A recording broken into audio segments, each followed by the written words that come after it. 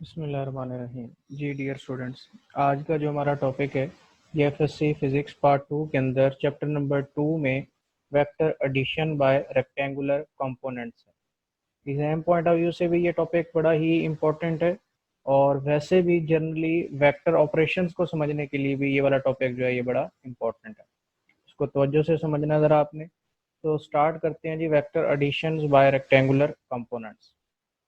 Vectors को add करने के एक्चुअली दो मेथड होते हैं। एक को हम बोलते हैं हेड टू टेल रूल और दूसरा जो है उसको हम बोलते हैं vector addition by rectangular components.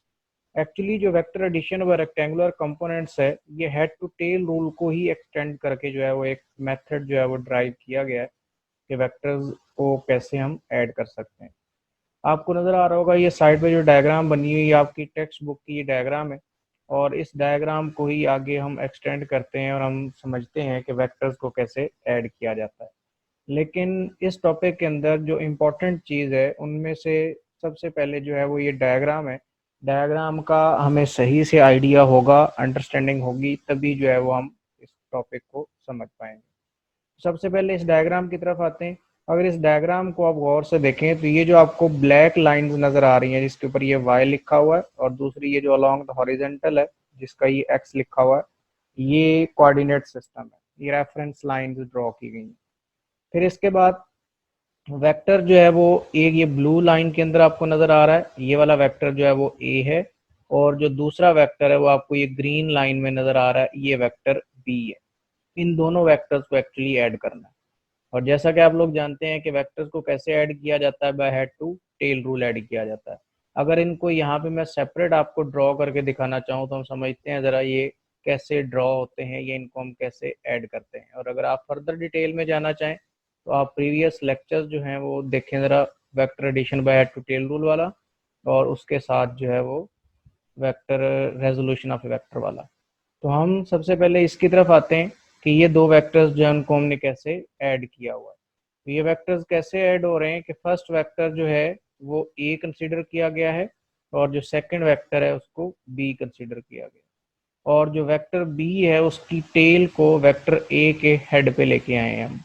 Vector B की टेल को वेक्टर ए के हेड पे। तो जब यहाँ पे लेके आएंगे तो यहाँ से ये लाइन ड्रॉ होगी जो कि आपको ये नजर आ रही होगी, वेक्टर ए है और इसके ऊपर आपने वेक्टर बी जो है उसको आपने ऐड करना है। तो वेक्टर बी जो है उसकी टेल जो है वो आपके पास वेक्टर ए के हेड के पास होनी चाहिए और ये हमने वेक्टर बी ड्रॉ कर दिया। और इसके बाद हमने क्या करना है, रिजल्टेंट वेक्टर ड्रॉ करना है। तो रिजल्टेंट वेक्टर जो है वो हमने यहाँ से ये ड्रॉ कर दिया। तो ये एक्चुअली जो है वो इनिशियल आपके पास डायग्राम बन गई जिसमें आपने हेड टू टेल रूल को यूज करते हुए वेक्टर्स को आपने ऐड कर दिया और ज्वाइन कर दिया। अब हम आते हैं पर्टिकुलर इस डायग्राम की तरफ। इस डायग्राम में अब जो नेक्स्ट स्टेप है वो ये है कि हमने इन तीनों वेक्टर्स को इनके कंपोनेंट्स में रिजॉल्व करना है।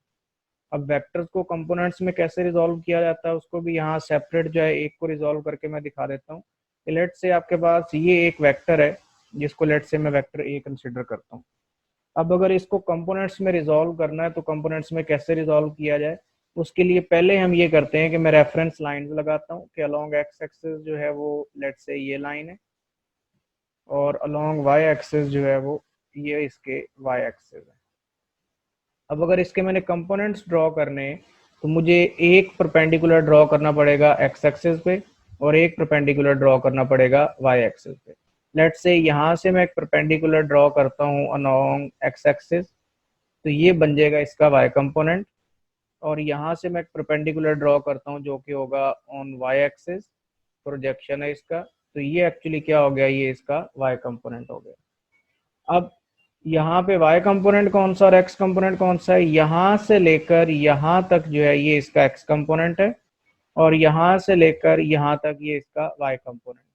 लेकिन नॉर्मली हम लोग सिग्निफिकेंस के लिए क्या करते हैं, हम इधर की बजाय y कंपोनेंट जो है वो यहाँ से कंसिडर कर लेते हैं कि ये जो है ये इसका y कंपोनेंट है और ये जो है ये इसका x कंपोनेंट है।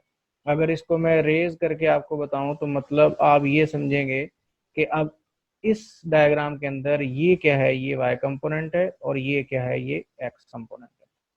तो ये इस वेक्टर को हमने इसके कंपोनेंट्स में रिजॉल्व कर लिया। अब अगर दूसरे दोनों वेक्टर्स को हमने कंपोनेंट्स में रिजॉल्व करना है तो वो कैसे रिजॉल्व करेंगे?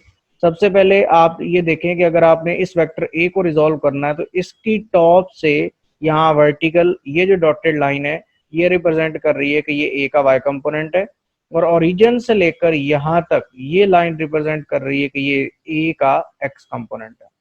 फिर जो बी के कंपोनेंट्स होंगे वो एक्चुअली इस रेफरेंस लाइंस तक होंगे।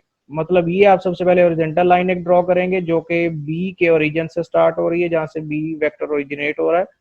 अब पी से एक परपेंडिकुलर ड्रॉ करेंगे इस पॉइंट तक, तो ये परपेंडिकुलर क्या रिप्रेजेंट करेगा कि ये बी का वाई कंपोनेंट है। और यहां से लेकर यहां तक एक लाइन ड्रॉ करेंगे और ये लाइन क्या शो करेगी कि ये बी का एक्स कंपोनेंट है। तो इस तरह करके हमने ए का एक्स और वाई कंपोनेंट और बी का एक्स और वाई कंपोनेंट जो है वो ड्राइव कर लिया। अब नेक्स्ट जो है वो हमने देखना है रिजल्टेंट वेक्टर। रिजल्टेंट वेक्टर यहाँ पॉइंट पी से स्टार्ट हो रहा है और यहाँ से वर्टिकली इस लाइन तक, ये जो वर्टिकल लाइन है ये रिप्रेजेंट करती है कि ये जो है ये इसका वाई कंपोनेंट है। किसका वाई कंपोनेंट है? रिजल्टेंट वेक्टर का। पी से लेकर आर तक ये जो होगा ये वर्टिकल कंपोनेंट होगा रिजल्टेंट का, और पी से लेकर एस तक ये वर्टिकल कंपोनेंट होगा बी का। इसी तरह का रिजल्टेंट का वर्टिकल हॉरिजॉन्टल कंपोनेंट देखना होगा तो वो ओरिजिन से लेकर इस पॉइंट आर तक होगा। तो ओ से लेकर आर तक ये रिजल्टेंट वेक्टर का हॉरिजॉन्टल कंपोनेंट, और आर से लेकर पी तक ये रिजल्टेंट वेक्टर का वर्टिकल कंपोनेंट है। इन्हीं कंपोनेंट्स को यहाँ सेपरेट साइड पे मैंने ये लिखा है कि अगर आप इन लाइंस को देखें, जो ओ आर लाइन है, ओ आर लाइन रिप्रेजेंट कर रही है यहाँ से लेकर यहाँ तक, और ये क्या है? ये आर एक्स है, मतलब रिजल्टेंट वेक्टर का एक्स कंपोनेंट। ओ क्यू यहाँ से लेकर यहाँ तक ये क्या है? ये ए का एक्स कंपोनेंट है। और क्यू आर यहाँ से लेकर यहाँ तक, और ये क्या है? ये बी का एक्स कंपोनेंट है। अब यहाँ पे आप देख सकते हैं कि Q से लेकर R तक और M से लेकर S तक ये दोनों इक्वल वेक्टर्स हैं। तो ये BX था तो आसानी के लिए हमने इसको BX यहाँ पे लिख दिया। तो ये X कंपोनेंट है तीनों वेक्टर्स के। सिमिलरली अगर Y कंपोनेंट्स आप देखना चाहें तो ये Y कंपोनेंट्स हैं आपके पास, कि जो PR है, P पॉइंट से शुरू हुआ और R जो है वो ये पॉइंट है, ये क्या है? ये रिजल्टेंट वेक्टर का Y कंपोनेंट है। और इसी तरह S से लेकर R तक ये A का Y कंपोनेंट है, और P से लेकर S तक ये क्या है? ये B का जो है वो Y कंपोनेंट है। तो इस तरह करके हमने इन कंपोनेंट्स को समझ लिया और ये क्या आ गया कि ये तीनों जो है वो रेक्टेंगुलर कंपोनेंट्स आ गए तीनों वेक्टर्स के। अब रिजल्टेंट वेक्टर का हम एक्स कंपोनेंट निकालते हैं। सबसे पहले एक्स कंपोनेंट का मतलब है कि O से लेकर R तक अगर आप देखें, ये जो कंप्लीट लाइन है O से लेकर R तक, ये इन दो लाइंस के सम के इक्वल है। कौन सी दो लाइंस? OQ और QR के। एक्चुअली OR लाइन के दो सब पार्ट्स हैं जिनमें से एक QR है और एक जो है वो OQ है। और अगर आप गौर से देखें तो जो OQ है वो किसकी इक्वल है? वो A का एक्स कंपोनेंट है, और QR क्या चीज है? वो B का एक्स कंपोनेंट है, और जो OR है वो क्या है? वो रिजल्टेंट का एक्स कंपोनेंट है। तो इस तरह हमने रिजल्टेंट वेक्टर का एक्स कंपोनेंट निकाल लिया। इसी तरह वाई कंपोनेंट भी निकाला जा सकता है। आप देख सकते हैं कि P से लेकर S तक जो है और S से लेकर R तक, इन दोनों का जो सम है वो PR के इक्वल है, जो कि यहाँ पे आपको नजर आ रहा है। और अगर इसके फर्दर वैल्यूज पुट कर दें तो ये दोनों Y कंपोनेंट्स के सम के इक्वल आ रहा है। तो इस तरह करके हमने रिजल्टेंट वेक्टर के भी X और Y कंपोनेंट्स निकाल लिए। अब अगर हम वेक्टर निकालना चाहें तो हमें पता है वेक्टर किसके इक्वल होगा? उस वेक्टर के अंदर उसका X कंपोनेंट होगा और उसका Y कंपोनेंट होगा। तो ये आ गया उसका X कंपोनेंट, और इसी तरह इसके साथ इसका Y कंपोनेंट, और उनके साथ उनके यूनिट वेक्टर्स आ गए। तो ये क्या बन जाएगा? ये रिजल्टेंट वेक्टर बन जाएगा। और अब ये रिजल्टेंट वेक्टर लिखा गया जो कि RXI प्लस RYJ के इक्वल है। फिर इसके बाद अगर इसकी मैग्नीट्यूड निकालना चाहें तो मैग्नीट्यूड कैसे निकाली जाएगी? उससे पहले चले RX की वैल्यूज रिप्लेस करवा लें। RX किसकी इक्वल है? हमें पता है AX प्लस BX के इक्वल है, और RY जो है वो AY प्लस BY के इक्वल है। अब मैग्नीट्यूड अगर निकाले तो जैसा कि मैंने प्रीवियस लेक्चर में भी बताया था कि I के कोएफिशिएंट का स्क्वायर करेंगे, AX plus BX whole square होगा, और इसी तरह J के कोएफिशिएंट का स्क्वायर करेंगे और वो AY plus BY whole square होगा, और इसका अंडर रूट आ जाएगा। तो ये R की मैग्नीट्यूड आ गई। अगर इसकी डायरेक्शन निकालना चाहें तो वो टेंजेंट थीटा से निकाली जाती है। R Y over R X की इक्वल हो जाएगा टेंजेंट थीटा। और यहाँ से थीटा जो है वो आप निकाल सकते हैं टेंजेंट इनवर्स आर वाई की वैल्यू पुट कर दें और आर एक्स की वैल्यू पुट कर दें तो उसके इक्वल हो जाएगा। फिर इसके बाद अगर आप कोप्लेनर वेक्टर्स की बात करें, कोप्लेनर वेक्टर्स क्या होते हैं? कोप्लेनर वेक्टर्स ऐसे वेक्टर्स को बोला जाता है जो सेम प्लेन में एग्जिस्ट करते हैं। अगर आप गौर से देखें तो ये जो प्रीवियस हमने लिखे रिजल्टेंट, ये दो वेक्टर्स के लिए थे, ए और बी के लिए। अगर हम इसको एक्सटेंड करना चाहें फॉर नंबर ऑफ वेक्टर्स, तो उसके लिए हम क्या करेंगे, हम उन वेक्टर्स के कंपोनेंट्स को भी साथ इसी तरह ऐड कर देंगे। मतलब एक्स कंपोनेंट्स जब थे तो ए बी और तीसरा वेक्टर लेट से सी है तो सी का एक्स कंपोनेंट लिख दिया, अगर डी आएगा तो फिर डी का एक्स कंपोनेंट, इसी तरह अगर नेक्स्ट वेक्टर आएगा तो इसका मतलब ये हुआ कि सारे एक्स कंपोनेंट्स को आप आपस में ऐड करेंगे और सारे वाई कंपोनेंट्स को आप आपस में ऐड कर देंगे। तो इस तरह करके ये वेक्टर क्या हो जाएगा, ये ऐड हो जाएगा। अगर इसकी मैग्नीट्यूड लेनी होगी तो अगेन आई के कोएफिशिएंट का स्क्वायर कर देंगे, वही स्टेप्स हैं जो प्रीवियस हमने रिपीट किए थे। और अगर डायरेक्शन निकालनी होगी तो वो भी यही होगी। डिफरेंस क्या है? डिफरेंस ये है कि इन केसेस में जो वेक्टर हैं वो एक से ज्यादा है। आप देख सकते हैं इनफाइनाइट नंबर ऑफ वेक्टर्स हैं, इसी वजह से प्लस साइन के बाद जो है वो डॉटेड लाइन आ रही है कि ये इनफाइनाइट नंबर ऑफ वेक्टर्स है, 3 हो 4 हो 5 हो, आप उनके कंपोनेंट्स को ऐड करके इनका रिजल्टेंट निकाल सकते हैं। Orientation of resultant vector, resultant vector जो है उसकी ओरिएंटेशन क्या होगी? अगर उसके एक्स और वाई कंपोनेंट्स को देखते हुए हमने ये चेक करना हो कि एक्स एक्सिस के साथ उसका एंगल क्या होगा, तो वो कैसे मालूम किया जाएगा? उसके जो है वो डिफरेंट केसेस हैं, जिनमें से फर्स्ट केस अगर हम देखें, फर्स्ट केस में सबसे पहले एंगल हमने कैसे मालूम करना है? अब जो एंगल होगा उसको हम फाई कहेंगे और उसका जो फार्मूला है वो tangent inverse R Y over R X होगा। और फर्स्ट केस में हम ये कह रहे हैं कि both X and Y components are positive, then जो वेक्टर होगा वो फर्स्ट क्वाड्रेंट में होगा और उसका जो angle with respect to X axis होगा वो इसी एंगल के बराबर होगा जो इस फार्मूला से आएगा। अगर हम इसको देखना चाहें इसकी ओरिएंटेशन, तो इसकी ओरिएंटेशन कुछ इस तरह करके होगी। ये फर्स्ट क्वाड्रेंट है जिसमें ए एक्स जो है वो ग्रेटर देन 0 है, मतलब पॉजिटिव है, और ए वाई भी ग्रेटर देन 0 है, मतलब वो भी पॉजिटिव है। तो एक्स एक्सिस के साथ इसका जो एंगल थीटा होगा वो इसी फाई एंगल के जो है वो इक्वल होगा। दूसरे केस में अगर आर एक्स और आर वाई जो है, आर एक्स नेगेटिव हो और आर वाई पॉजिटिव हो, तो वो जो वेक्टर होगा वो सेकंड क्वाड्रेंट में होगा।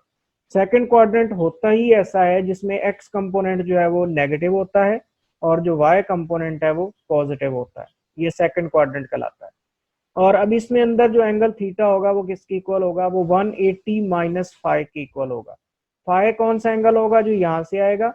और थीटा कौन सा एंगल है? जो with respect to X axis होगा। अगर आप थीटा के लिहाज से देखेंगे तो वो एंगल ये बनेगा और with respect to X axis देखेंगे तो वो ये बनेगा। तो इस वजह से यहाँ पे जो हम एंगल कंसिडर करेंगे वो ये वाला होगा। और ये कैसे आएगा? ये 180 माइनस थीटा से आएगा। इसी तरह अगर आर एक्स और आर वाई दोनों नेगेटिव हो तो इसको हम बोलते हैं ये थर्ड क्वाड्रेंट है। थर्ड क्वाड्रेंट जो है वो यहाँ लाया करता है जिसमें एक्स और वाई कंपोनेंट्स जो है वो दोनों जो है वो नेगेटिव होते हैं। और उस केस में जो एंगल थीटा होगा वो 180 प्लस फाइव के इक्वल होगा और वो वाला एंगल आपको 180 प्लस फाइव जो है वो ये वाला एंगल है। और अगर सिर्फ थीटा की बात करेंगे तो वो ये वाला एंगल होगा। इसी तरह नेक्स्ट जो है फोर्थ क्वाड्रेंट कब बनेगा? जब आर एक्स पॉजिटिव हो और आर वाई जो है वो नेगेटिव हो।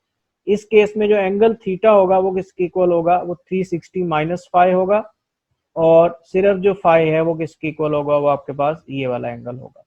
तो इस तरह करके ये एंगल्स जो है ये डिसाइड की जाते हैं और इसकी ओरिएंटेशन डिसाइड की जाती है कि ये किस ओरिएंटेशन में लाई करेंगे। अगर क्वाड्रेंट का आप लोगों को आइडिया नहीं है तो क्वाड्रेंट में बता देता हूँ। क्वाड्रेंट क्या होता है? Reference lines again coordinate system है जो इस तरह करके फोर बॉक्सेस की फॉर्म में एक तरह से जो है उसको हम कंसिडर करते हैं, जिनमें से फर्स्ट जो है वो ये वाला क्वाड्रेंट जो इसको फर्स्ट क्वाड्रेंट बोला जाता है। और अगर एक्स और वाई कंपोनेंट दोनों पॉजिटिव हो तो वो इस क्वाड्रेंट में लाई करेंगे और ये फर्स्ट क्वाड्रेंट होगा। अगर आर एक्स जो है वो नेगेटिव हो और आर वाई पॉजिटिव हो तो ये वाला क्वाड्रेंट होगा, इसको सेकंड क्वाड्रेंट बोला जाता है। ये थर्ड क्वाड्रेंट होता है और ये वाला जो है ये फोर्थ क्वाड्रेंट होता है। और आप देख सकते हैं ये जो नीचे एंगल ड्रॉ हुए हुए, फर्स्ट क्वाड्रेंट ये है जो यहाँ पे ये बन रहा है, सेकंड क्वाड्रेंट ये वाला जो यहाँ पे ये है, थर्ड क्वाड्रेंट नीचे की तरफ है ये वाला, और फोर्थ क्वाड्रेंट ये वाला है। तो इस तरह करके हम ये डिसाइड करते हैं एक चीज यहाँ पे और कि जब कैलकुलेटर आप यूज करते हैं तो उस वक्त आपने आर एक्स और आर वाई के साइन को यहाँ पे रिप्लेस नहीं करवाना। यहाँ पे विदाउट साइन टेंजेंट इनवर्स लेना है और थीटा जो डिसाइड करना है वो इन इक्वेशंस को यूज करते हुए डिसाइड करना है। कैलकुलेटर में यहाँ पे नेगेटिव या पॉजिटिव साइन यूज नहीं करना।